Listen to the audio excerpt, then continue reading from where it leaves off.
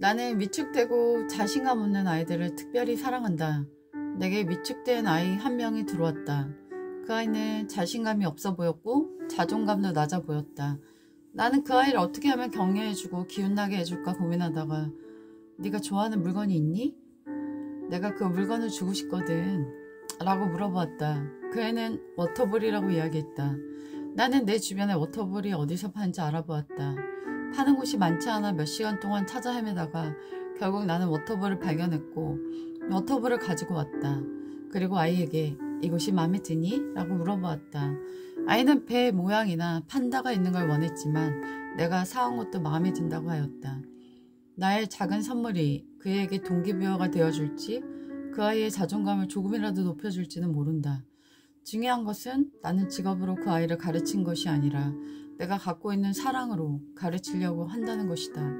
나는 수십 년간 아이들 가르쳤지만 사랑은 한 번도 실패하지 않는 것을 항상 보아왔다. 나는 그애도 자신감이 넘치게 에너지 있게 기쁘게 생활하며 멋진 어른으로 자라기를 꿈꿔본다.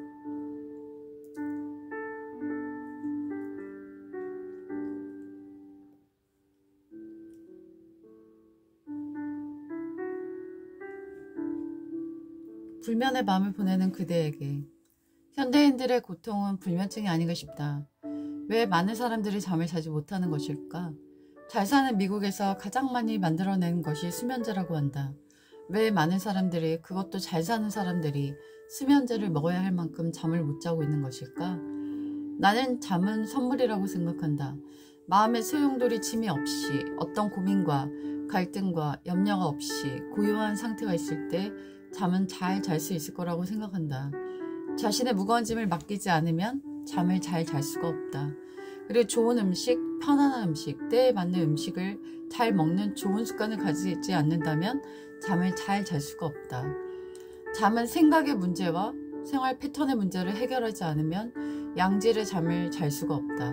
굉장히 많은 사람들이 불면의 밤을 보내느라 고통 속에 눈뜨고 생활하고 있다. 마음의 짐은 도저히 혼자서는 질 수가 없다. 정신과를 간다고 해서 불면증 약을 먹는다고 해서 마음의 무거운 짐을 내려놓을 방법이 없다. 오직 나를 지으신 하나님께 갈 때만 내 마음의 고통의 짐을 벗어내고 그리고 내가 노력하는 식습관 개선과 생활 패턴의 개선을 통해 나는 양질의 잠을 잘 수가 있다. 사랑하는 자에게 잠을 주시는 도다.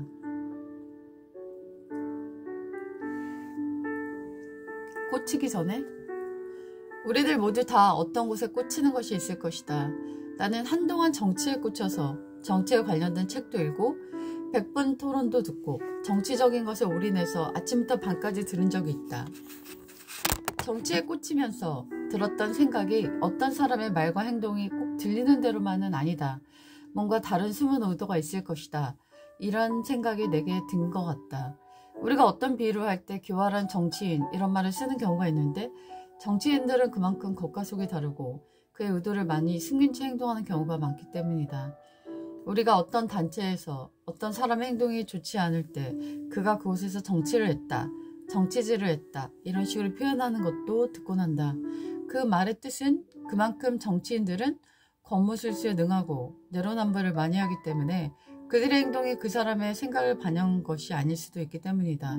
다르게 정치를 하는 좋은 뜻을 갖고 있는 사람들도 있겠지만 속임수를 많이 사용하는 트릭형 정치인도 많기 때문에 우리는 살펴서 봐야 할 이유가 있다.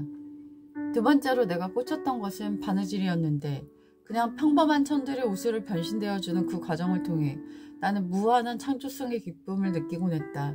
2년 동안 정말 열심히 옷과 가방을 만들었고 그 옷과 가방을 갖고 다니면서 매우 만족한 시간을 누렸다. 하지만 그 시간이 지나고 나서 내가 얻은 것은 손병과 목의 통증, 허리의 아픔이다. 취미가 건강을 해칠 수 있다는 것을 또 한 번 느꼈다. 나는 요즘 조던 피터슨에 꽂혀 있다. 그의 말과 행동에 많은 걸 배울 수 있기 때문이다. 나는 조던 피터슨에게 지혜를 얻기 원한다. 또 나는 은발의 산드라님에게 꽂혀 있다. 그녀의 말에 많은 지혜를 얻을 수 있기 때문에 시간이 나는 대로 그녀의 말을 들으려고 한다. 우리가 뭔가에 꽂혀 있다는 것은 그만큼 그곳에 시간을 쏟는다는 것이고 그걸 통해 우리도 유익도 해로움도 있기 때문에 우리가 꽂혀있는 것에 대한 방향이 옳은 방향이어야 한다는 것은 꼭 기억해야 할 것이다. 알러지 안녕? 설탕을 끊고 밀가루를 끊고 탄산을 끊고 살아가면서 느꼈던 첫 번째 유익은 비염이 사라졌다는 것이다. 그런 글을 내가 쓴 적이 있고 이제 두 번째 유익이 생겨서 말씀드리고 싶어서 이 글을 쓴다. 나는 알러지 환자로서 알러지 약을 먹고 있다. 몇 달째 먹고 있는데 알러지 약을 먹지 않으면 몹시 괴로워서 5만 군데가 다 가렵고 부풀어 올라 생활하는 것이 정말 힘들었다. 그래서 가장 큰 병원을 찾아가서 알러지 약을 먹게 되었고 몇 달 동안 알러지 없이 잘 생활했다.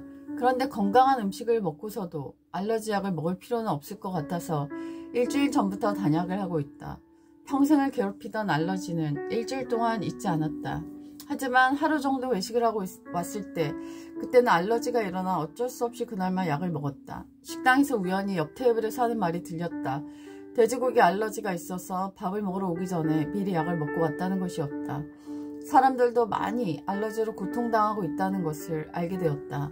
내가 방문 수업을 갔을 때에도 아이는 더운 날씨임에도 목에 수건을 감고 있는 걸 본 적이 있다. 알러지로 빨개진 피부를 감춘 것이었다. 그의 어머니께서는 늘 간식을 주셨는데 아이는 매우 갈급한 것처럼 간식을 먹는 걸 본 적이 있다. 알러지 때문에 그 부모님이 간식을 주지 않아서 나와 공부 시간 때만 유일하게 간식을 먹을 수 있어서 그 아이가 그렇게 먹는 것이었다. 많은 사람들은 알러지 때문에 고통을 당하고 있다. 나 역시 그런 고통스러운 삶을 오랫동안 살았다. 하지만 음식의 변화를 이루고부터는 내 몸의 알러지가 사라지는 걸 느꼈다. 나는 알러지의 원인이 여러 가지 있다라고 보지만 그 중에 가장 큰 원인이 밀가루일 거라고 의심한다. 나의 냉동실에는 떡볶이, 쫄면, 칼국수 같은 면들이 항상 있었다.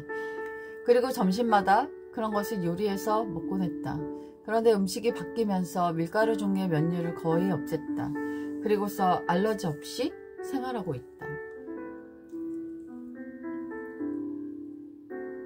알 수 없는 사람이라는 존재? 나는 한 아이에게 굉장히 감동을 받아 그 아이에 대한 글도 썼다. 나는 그 아이가 하얀 옷을 입고 앉아 있었는데 그 아이들이 너무나 선해 보여서 너무나 착해 보여서 너는 참 선한 분위기가 너무 좋다라고 칭찬을 한 적도 있었다. 그 착하고 선하고 내게 감동을 주던 아이가 수업을 하는데 나를 속이는 거짓말을 하였다. 그 아이는 거짓말을 메꾸기 위해 또 다른 거짓말을 5분 이상 계속했고 귀가 빨개지는 모습을 보여주었다. 실수로 한 즉흥적 거짓말이 아니어서 의도적으로 한 것이어서 난 그 아이에게 매우 실망했지만 그 아이가 너무 위축돼 보이는 모습을 보였기 때문에 사람은 누구나 실수할 수 있는 거라고 얘기해주며 그 아이가 그 불편한 감정을 벗어날 수 있도록 도와주었다. 다행히 그 아이는 웃으면서 기분 좋게 나와 수업을 마쳤었다. 하지만 절대적으로 믿고 절대적으로 순수하다고 그 아이를 생각했던 내 마음은 약간의 앙금이 생긴 것은 분명했다. 한 유명한 배우가 사람들에게 굉장히 좋은 호감을 주는 그런 배우였는데 얼마 전 마약으로 인해 큰 무리를 일으켜 사람들은 절대 호감이었던 그 사람이 그런 일을 저질렀을 거라고는 도저히 믿을 수가 없다라는 댓글이 지배적이었다. 외모로는 도저히 사람을 알 수가 없다라는 것이 나의 경험과 그 유명한 배우의 경험을 토행해서 배우게 되었다. 그래서 나는 더욱 좋은 인연, 좋은 사람을 만나게 해달라고 기도를 하게 되고 또 사람에 대한 분별력을 갖게 해달라는 기도를 더욱더 하게 되는 것 같다. 사람은 겉모습으로 도저히 알 수 없는 존재들이기에 때문에 심지어는 신천지 같은 경우는 3년 동안 잠복기를 가지며 속이며 주변인들을 섭렵해 간다고 하니 정말 무서운 것이 사람이라는 존재인 것 같다.